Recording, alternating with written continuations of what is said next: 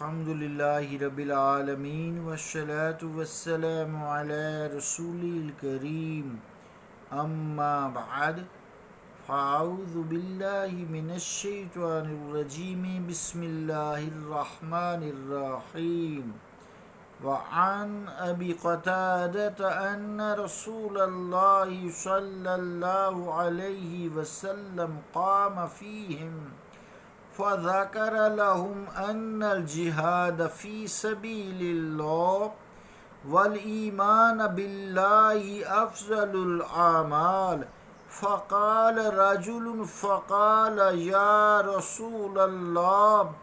أرأيت إن قتلت في سبيل الله يكفر عني خطايا فقال له رسول اللہ صلی اللہ علیہ وسلم نعم ان قتلت فی سبیل اللہ وانت صابر محتسب مقبل غیر مدیر ثم قال رسول اللہ صلی اللہ علیہ وسلم کیف قلت فقال أرأيت إن قتلت في سبيل الله أيكفر عني خطايا فقال رسول الله صلى الله عليه وسلم نعم وأنت صابر محتسب مقبل غير مدبر إلا الدين فإن جبريل قال لي ذلك رواہ مسلم صدق اللہ و صدق رسولہ الکریم۔ عزیزان گرامی قدر، حدیث پاک کا ترجمہ یوں ہے، روایت حضرت ابو قتادہ سے کہ رسول اللہ صلی اللہ علیہ وسلم نے صحابہ میں قیام فرمایا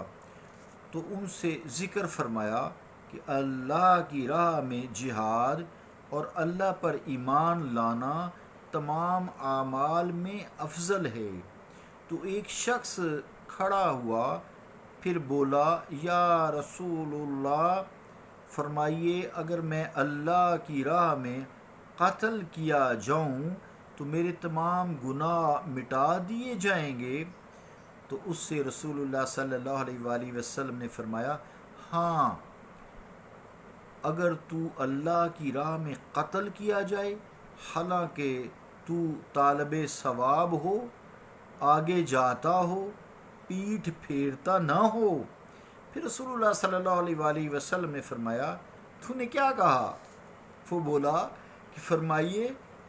فرمائیے تو کہ اگر میں اللہ کی راہ میں قتل کیا جاؤں تو کیا میری خطائیں مٹا دی جائیں گی؟ تب رسول اللہ صلی اللہ علیہ وسلم نے فرمایا ہاں، جب کہ تو صابر طالب اجر ہو، آگے بڑھتا ہوا، پیچھے ہٹتا نہ ہوا، سوائے قرض کے،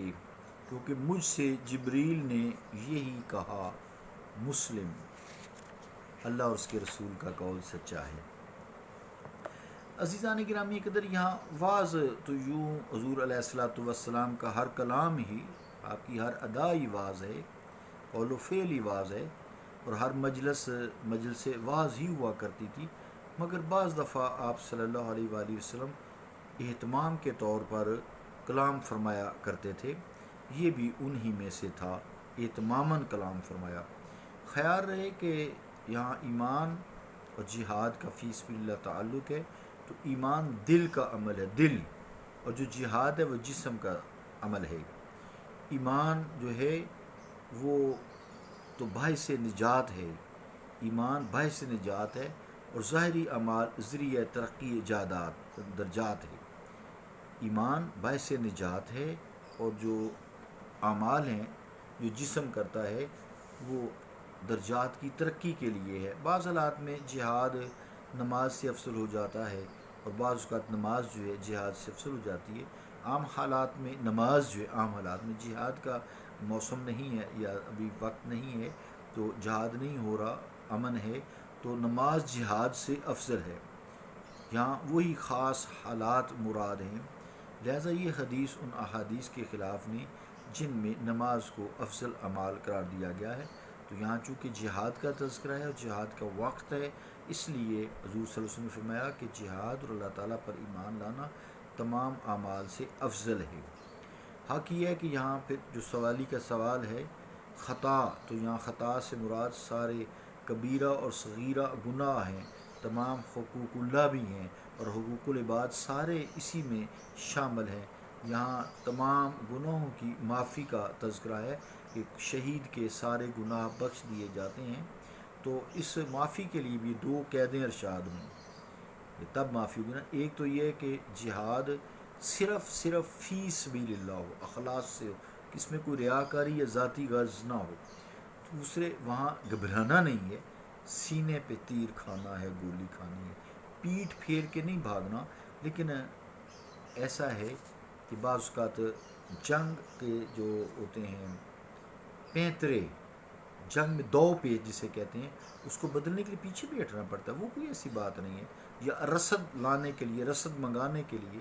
کوئی چیز لینے کے لیے انسان پیٹھ تو پھیرتا ہی ہے، وہ نہیں بات۔ مراد یہ لڑتے لڑتے لڑتے بزدل ہو کر پیٹھ نہیں پھیرنی، سینے پہ گولی کھاؤ، سینے پہ میزائل کھاؤ، سینے پہ یہاں دل میں اتر جائے تمہارے تیر، پھر تم شہید۔ فی سبیل اللہ ہو، اللہ ایمان کے ساتھ ہو، تو یہ دو باتیں ہیں، یعنی یہ نہیں ہے کہ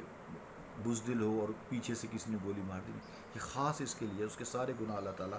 بخش دیتا ہے۔ رسول کریم صلی اللہ علیہ وآلہ وسلم نے یہی فرمایا ہے۔ حضور کریم صلی اللہ تعالیٰ علیہ وآلہ وسلم کا دوبارہ پوچھنا بھول جانے سے نہیں ہے، بھول سے پاک ہیں آپ بھولتے نہیں ہیں۔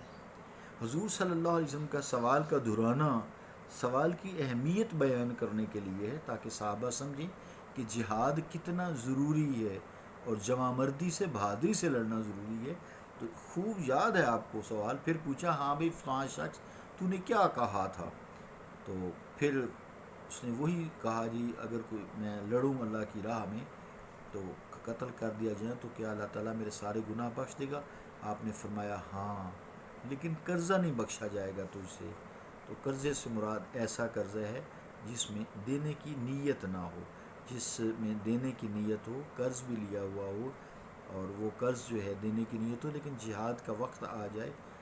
نکارہ جنگ چوٹ لگ جائے، اب وہ قرض تو نہیں مکائے گا نا، لیکن اس کو قرض جو اس کے ذمہ ہے وہ دینے کی نیت تھی، میدان جنگ میں ہتھیار سے جا کے چلا جاتا ہے، شہید ہو جاتا ہے تو وہ قرض بخش دیا جائے گا۔ یعنی ایسا قرض، باقی جتنے بھی گناہ ہیں اس میں نیت اس کی کیسی بھی تھی کچھ نہیں، سب بخش دیے جائیں گے، لیکن ایک قرض واحد ایسا اس کے لیے گناہ ہے جس میں اس کی نیت نہ دینے کی تھی، غصب کرنے کی تھی، وہ نہیں بخشا جائے گا۔ تو یہاں اس سے مراد یہ ہے جیسے دریا کا شہید ہوتا ہے نا، تو اس کی روح اللہ تعالیٰ خود قبض کرتا ہے، اس کے ذمے سے قرض بھی معاف کر دیا جاتا ہے، چاہے قرض خواہ سے معاف کرایا جاتا ہے، چاہے رب العالمین خود اس کو قلم کر دیتا ہے۔ تو اللہ رب العالمین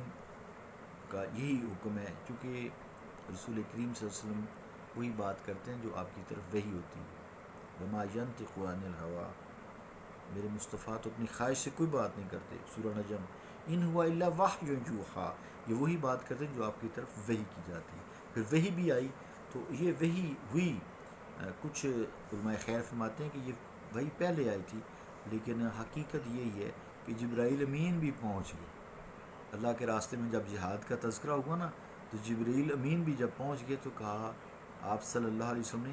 کہ مجھے جبرائیل امین ابھی آئے ہیں، انہوں نے یہی وحی کی ہے کہ سوائے قرض کے جس کی مطلب دینے کی نیت نہیں ہے وہ معاف نہیں ہوگا، باقی سب تمہارے گناہوں کو اللہ تعالیٰ بخش دے گا اور تمہیں جنت میں چلا جائے گا۔ صلی اللہ تعالیٰ علی رسول خیر خلقہ محمد وعلی آلہ وصحابہ اجمعین برحمتک یا ارحم الراحمین۔